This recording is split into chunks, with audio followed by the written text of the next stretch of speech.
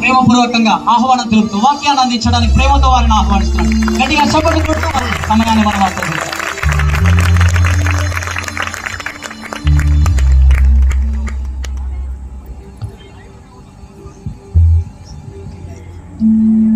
Praise the lord. దేవునికి మహిమ కలుగును గాక. చేతి చెప్దామా? ఆమేన్. దేవునికి మహిమ కలుగును గాక.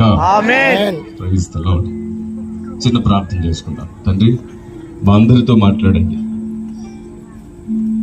ఊహకందని కార్యములను చేయగల సమర్థుడవు నీవే. నీ ఉద్దేశములు నీ ప్రజలు ధ్యానించే వరకు నీ దయ చూపించండి. ఆలోచనకర్త, ఒక్కరు వెలిగితే 1000 మందిని వెలిగించేంత వరకు వారు నూతన బలం పొందుతారు. చేరిన నీ పిల్లలందరినీ మీరు వెలిగించండి.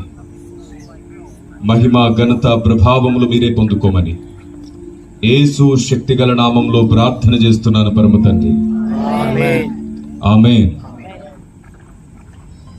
క్రీస్తునందు నా సాటి దేవుని కుటుంబ ప్రజలైన మీ అందరికీ ప్రభువు పేరిట సమాధానం కలుగునుగాక. దేవుడు మిమ్మల్ని మీ ప్రాంతములను కూడా దీవించునుగాక. ఆమేన్ చెప్దామా? ఆమేన్. అననుకూల ఈ వాతావరణ సమయంలో, చుట్టూ వర్షం పడుతున్న ఈ సమయంలో కూడా మీరు సమయాన్ని వెచ్చించి ఇక్కడి వరకు వచ్చారు. కాబట్టి ఇక్కడ గడిపే ప్రతి నిమిషం పూర్తి ఆసక్తితో, పూర్తి ఇష్టంగా గడుపుదాం. సంతోషంగా దేవుని సన్నిధిని అనుభవిద్దాం. నేను ఏ ప్రాంతానికి వెళ్ళినా, సందర్భం ఏదైనా, ఒక ప్రశ్నతో సందేశాన్ని ప్రారంభించడం నాకు అలవాటు. ఒక ఉన్నతమైన సందేశం సార్వత్రిక సంఘానికి అర్థమయ్యేటట్లు చేయమని పరిశుద్ధాత్మ దేవుడు నాపైన బాధ్యత మోపాడు.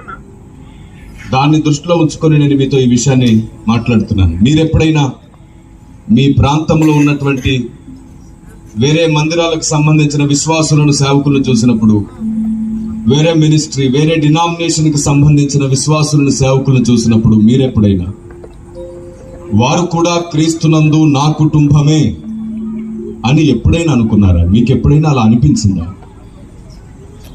చాలా తక్కువ మంది కదా.